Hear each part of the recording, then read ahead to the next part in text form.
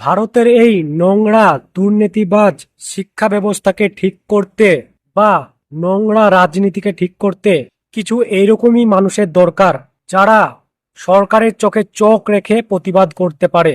তারা জানে সরকারের বিরুদ্ধে প্রতিবাদ করলে তাদেরকে দেশদ্রোহী হিসেবে ধরা হবে, তারা জানে তাদেরকে জেলে ভরা হবে, তবুও তারা নির্দ্বিধায় সরকারের বিরুদ্ধে প্রতিবাদ করে। কিন্তু আমাদের দরকার নেই ধর্মেন্দ্র প্রধানের মতো শিক্ষামন্ত্রীদের, যাদের অব্যবস্থার কারণে বারবার ছাত্রছাত্রীরা নিজেদের প্রাণ নিচ্ছে।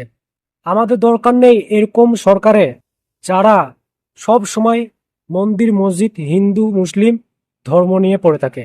আমাদের দরকার সোনাম ওয়াংচুকের মতো শিক্ষামন্ত্রীদের। আমাদের দরকার স্বচ্ছ পরিষ্কার সরকারের।